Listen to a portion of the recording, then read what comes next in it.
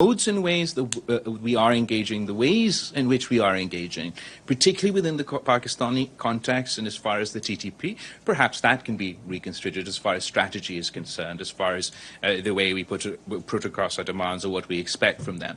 But we can't give up on engaging. I don't believe if I just turn my backs and stop talking and the rest of the world stop talking, that Afghanistan's issues will sort out themselves. So how do you make the Taliban change its behavior?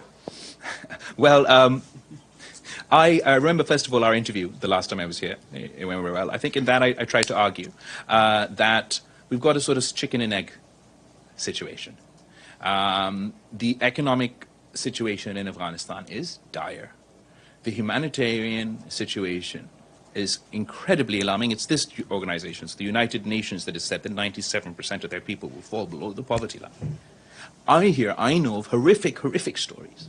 You hear of child marriages. No, they're not marrying off their young girls out of choice or because they want to. It's because they physically can't afford to feed their children. And they think it's better to have a child marriage so that someone can take care of their little girls. I've heard horrible stories about how parents are drugging their children to sleep because they have to go to sleep hungry. I want women's rights more than anyone. I believe that within the Islamic world, it is our religion that before many other religions granted rights to women. It is my country that produced the first Muslim female prime minister. We will not compromise on women's rights. But I want to also be practical about how we can achieve that. I do not believe we can starve the Afghans to force them to follow women's empowerment or to live around these provinces. I believe that there needs to be not only humanitarian assistance, but the conducive economic environment to allow those who do want to deliver on their promises to themselves and on the international community vis-a-vis women's rights, the political space to do so. I think history has demonstrated that whenever in the past, in autocratic, theocratic regimes, when the economic times are tough, then rights are usurped, contracted, rather than expanded. I don't believe that with the Afghans' money frozen, with their banking channels shut, we will see progress on this and other issues. In my conversations, well, not my conversations, but conversations that happen with the government, the interim government of Afghanistan or their representatives, we do emphasize on the need for them to deliver, on not my promise or your promise, on their promise to the international community, which includes inclusiveness, rights to women and girls, particularly in the education context, ensuring that their country, their soil is not used to perpetuate terrorism. I believe that we can achieve those goals through engagement. It's been 1 year since they've taken over Afghanistan. I'm sure that 1 year is an incredibly long time for the women of Afghanistan, for the girls of Afghanistan, but it is still 1 year. I'm hopeful that with further engagement, with not only ourselves, but working with the international community, through the OIC and other organizations, that we hopefully will be able to convince them to implement their own promises. Mr. Azim Mia. Mr. Foreign Minister, Azim Mia from GeoTV and Young Group. A war of words is going on between the Indian Foreign Minister and the Pakistani Foreign Minister. Just a few minutes back, Indian Foreign Minister accused Pakistan of terrorism, and Pakistan has been submitting so many dossiers to different authorities, different organizations, including the UN, but with no result so far. So how long the Kabul, Delhi, and Islamabad are going to face this war of terrorism against each other? And secondly, do you foresee any kind of rise in tensions because Pakistan is in a vulnerable situation and there is a war of words between you and the Indian Foreign Minister over here? Will it turn into any kind of rise in the tensions along the borders? I don't believe we're in a war of words. Are we in a war of words? I haven't noticed. I want to be very careful because I actually didn't catch the statement that you're referring to.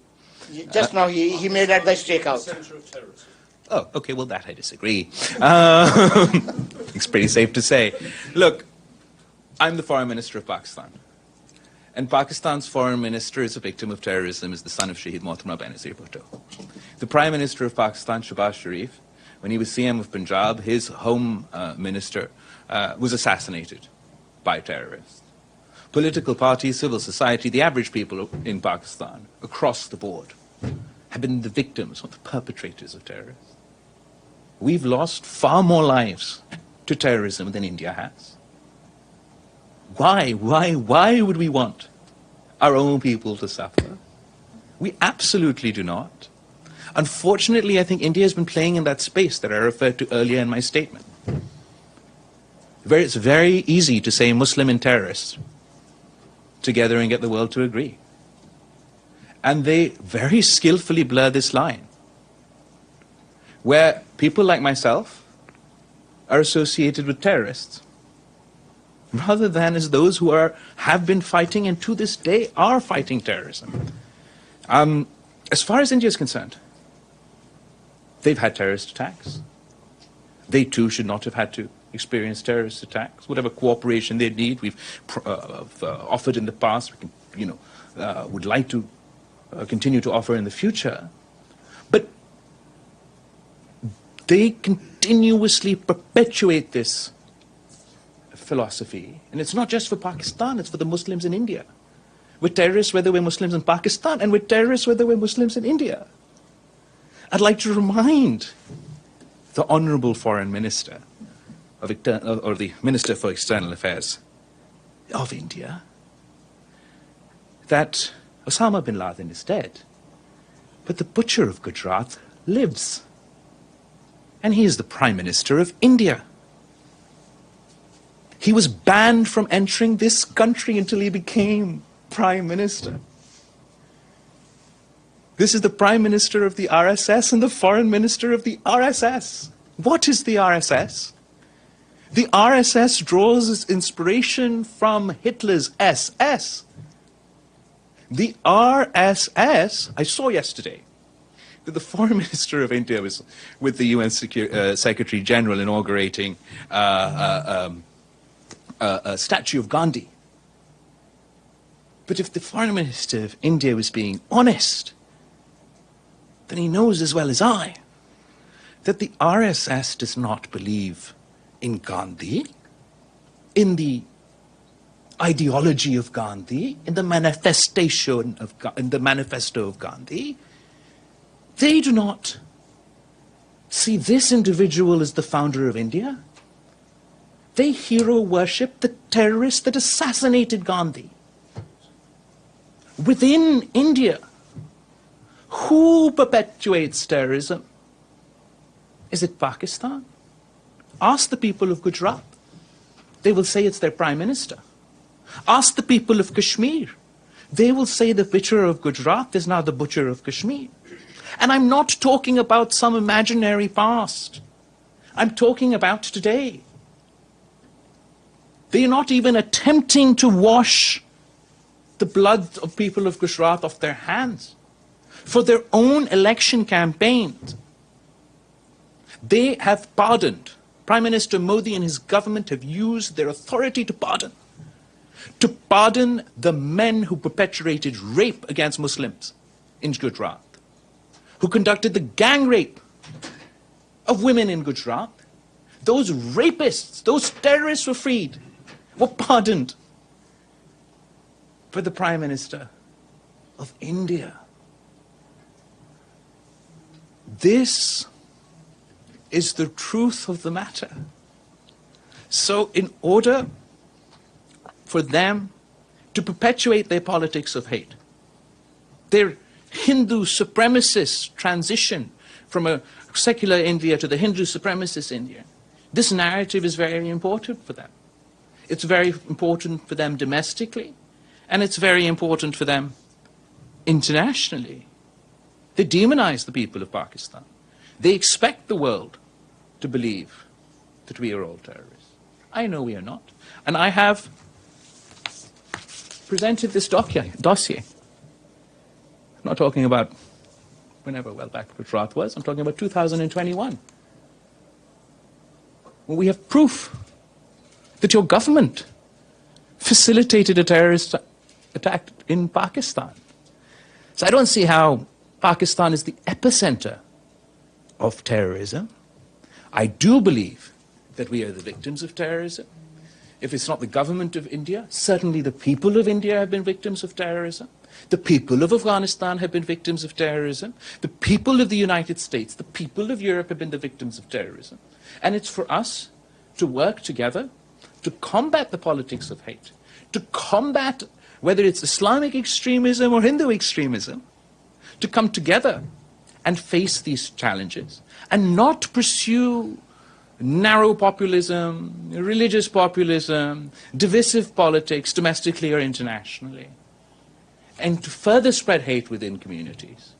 Otherwise, it's not just this generation, all the generations to come will continue in this cycle that we see ourselves. Sir, second part of my Abdul question. Hamid Is there Siam. any We will take follow-up question intentions? later. Azim, yes, sir. Thank you. Mr. Siam. Thank you. Welcome, Foreign Minister. Thank you, Mariam, and thank you, Ambassador Munir. My name is Abdul Hamid Siam from the Arabic daily Al-Quds Al-Arabi. I have many questions, but Mariam ordered us to confine our... I am so. I cannot. And my question about internal issues in Pakistan. Recently, there was an attempt to murder Imran Khan. It seems that he is still popular. There are many people supporting him. When he calls for a rally, he receives hundreds of thousands of people. So how do you explain what happened? Who was behind it? What does the investigation say about the attempt? I think there's two parts of your investigation. As far as the attack on Mr. Khan is concerned, I would like to once again emphasize to the Punjab government in Pakistan that it's incredibly important. This is not just an attack on Mr. Imran Khan. This is an attack on a former prime minister. It's not about political differences. We want to see the facts.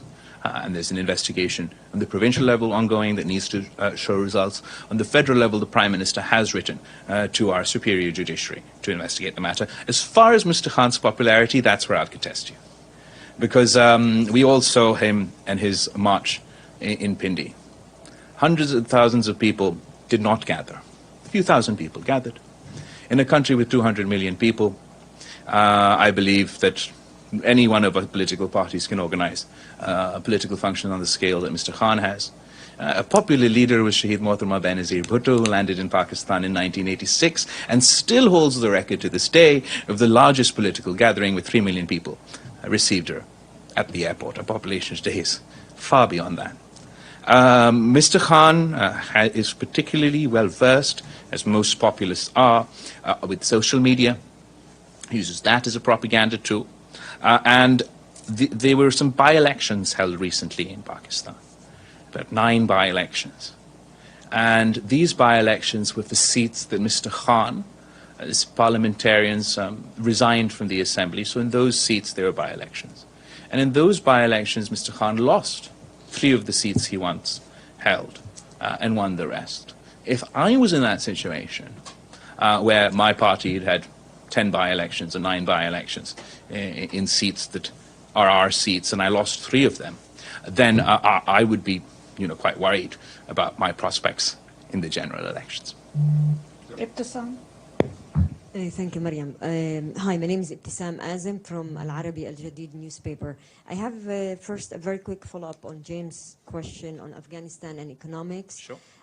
Could you please elaborate a little bit more? What do you believe that need to be done? You touched a little bit upon the issue of frozen assets. So So one frozen assets, but also their banking channels are shut.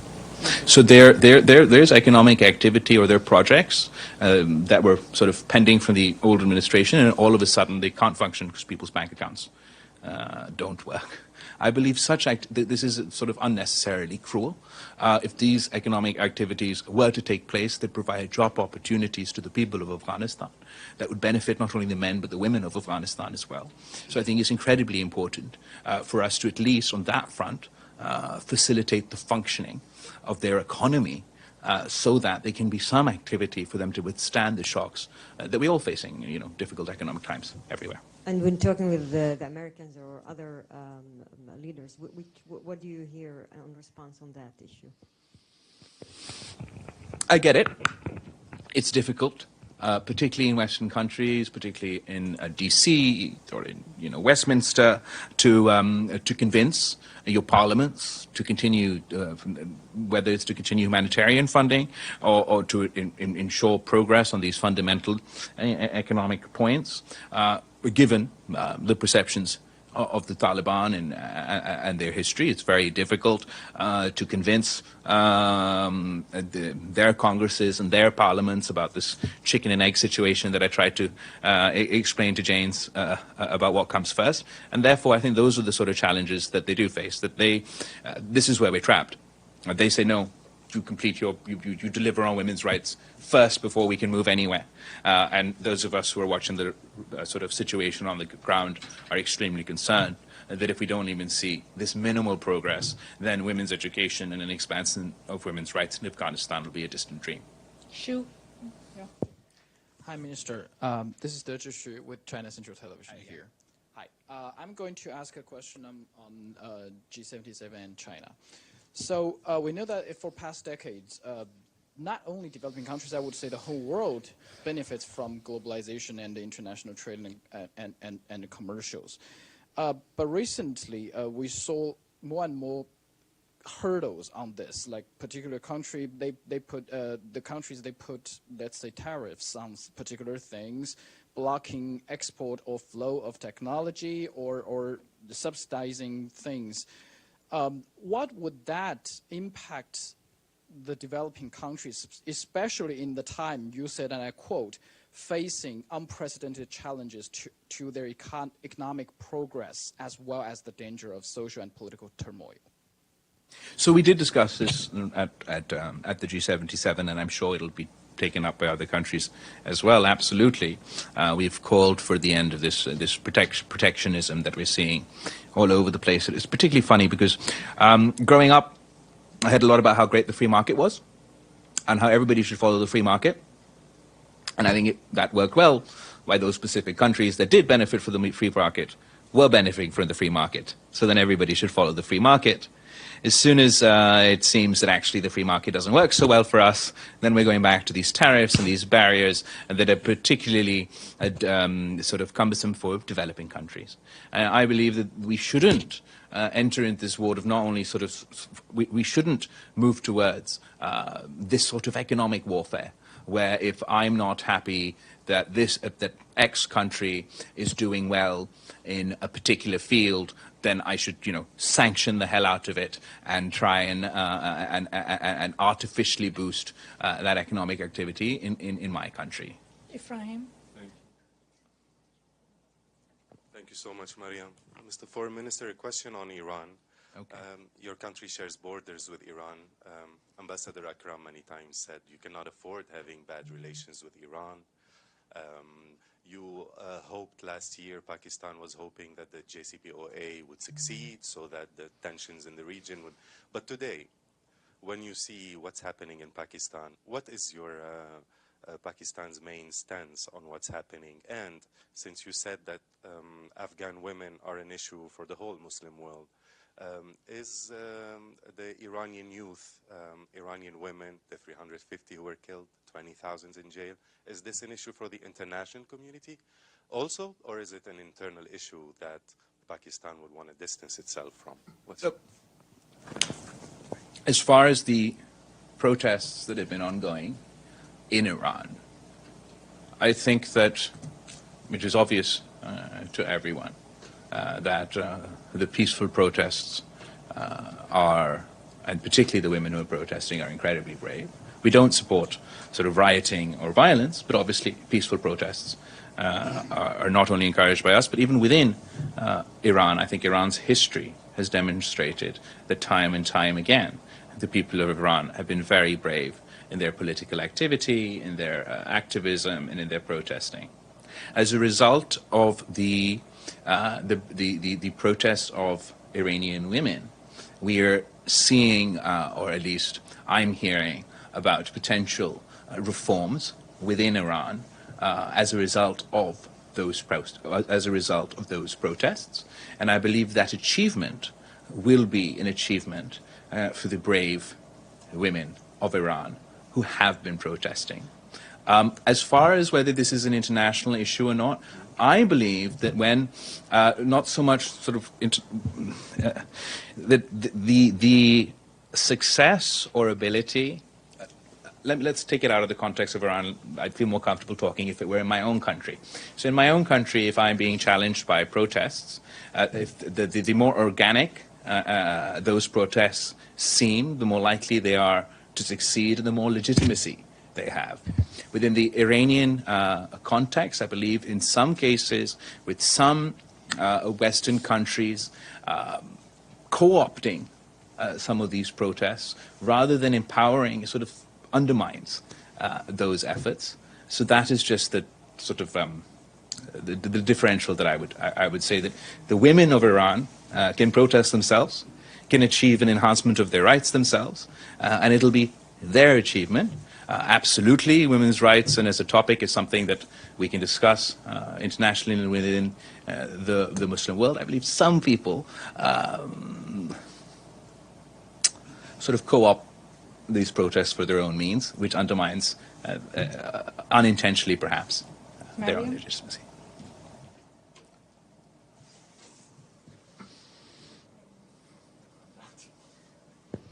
Thank you so much. Thank you for this briefing. I have a question regarding Afghanistan. It's a follow-up. Your top diplomat in Afghanistan was attacked and then left Afghanistan. Later, the Foreign Ministry of Pakistan announced that your top diplomat is not going to go back to Afghanistan. What does that mean, and why isn't your diplomat still not in Afghanistan? Is he planning to go back to Afghanistan or not? So our HMO, head of mission in Afghanistan, Nizamani Saab, was attacked in Afghanistan. We have security concerns. We've raised them with the interim government in Afghanistan. The interim government in Afghanistan has not only assured us that they will address our security concerns, but they also immediately acted to catch the terrorists involved in this incidents, are conducting their own investigation. We too will be conducting our own investigation. I have not recalled my ambassador from Afghanistan. He was anyway planned to return back to Pakistan for our own work, for our briefings and other things. And I am confident that any security concerns that we do have will be addressed, and in due course he will return to Afghanistan. So he's returning back to Afghanistan? I am confident that the security concerns that we have raised will be addressed, and in due course he'll be returning to Afghanistan. Yes. Mr. Foreign Minister, thank you for the press briefing. Anshumar Apte from Voice of America Urdu Service. My question is,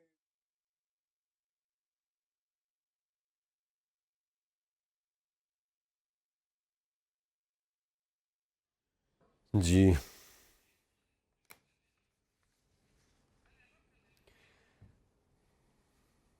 ये थे वज़ीर ख़ारिजा जो New York में news conference कर रहे थे। इस news conference के दौरान वज़ीर ख़ारिजा का कहना था कि दहशतगर्दी के ख़िलाफ़ पाकिस्तान की क़ुरबानियाँ किसी से कम नहीं और हमें अपनी क़ुरबानियों पर फ़ख्र है। उनकी न्यूज़ कॉन्फ्रेंस इस वक्त जारी है और जो इससे पहले वो न्यूज़ कॉन्फ्रेंस कर चुके हैं उस दौरान उनका ये कहना था।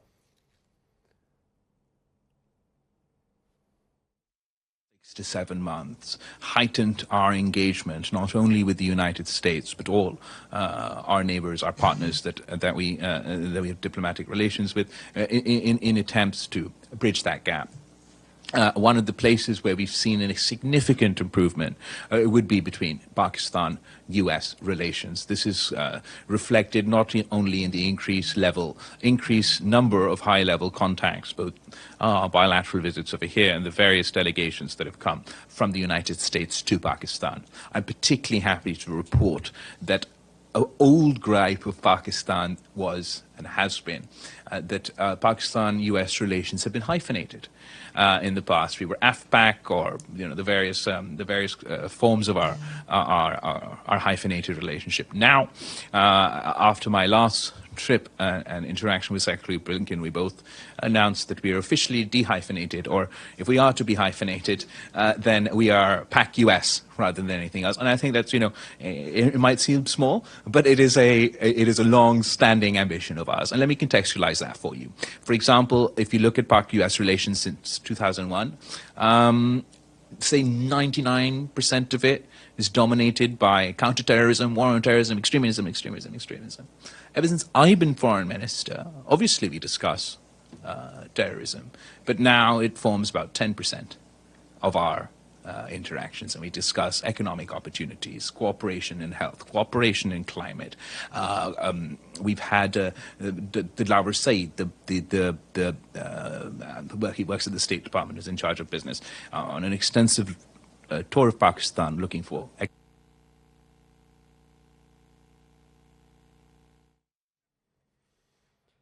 वज़ीर ख़ारिजा बिलावल भुट्टो ज़रदारी इस वक्त न्यूयॉर्क के अंदर न्यूज़ कॉन्फ्रेंस कर रहे हैं। इस कॉन्फ्रेंस के दौरान वज़ीर ख़ारिजा का कहना था कि दहशतगर्दी के ख़िलाफ़ पाकिस्तान की क़ुरबानियाँ किसी से कम नहीं हैं, हमें अपनी क़ुरबानियों पर फ़ख्र है।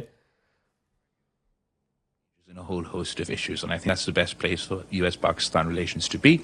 I cannot pretend that overnight we'll address all issues, but there has been significant progress, and I look forward to working with my counterparts here in the future. Nasir? Nasir, we can take follow-up question later, and then Nasir. My name is Nasir Qayyum from World TV Pakistan. Foreign Minister, my question is in regards to the TPS status. Pakistan has seen the worst flooding in the history of Pakistan. Recently, entire country was under flood. The senator from the New York Jelly Band and Clark, Congressman Clark, have written the letter to the U.S. administration to give the status of TPS status to Pakistan, temporary protected status, which not only can help Pakistan, immigrants in Pakistan, but the economic crunch which Pakistan is facing, we can have a little bit of relief from the temporary protected status. But I've been asking this question from the embassy in our embassy in Washington D.C., but I'm not getting any answer on the TPS status. Can you just elaborate, Mr. Munir Akram? Sure. So first of all, I'm very grateful to the United States. They've made a whole host of accommodations to the people of Pakistan post-floods, whether it's sort of money, their documents. Actually, it was reported on Voice of America. I'll send you the clip and the details later. I don't have them with me. I don't remember them off the top of my head, but there's a whole host of facilities that are available to Pakistanis in the United States as a result of the floods. As far as the TPS status is concerned, that we haven't, that I haven't got anything for you on. But I will get you the details of what has been provided so far, and once I know more about TPS, I can share that. They just need a letter from the government of Pakistan.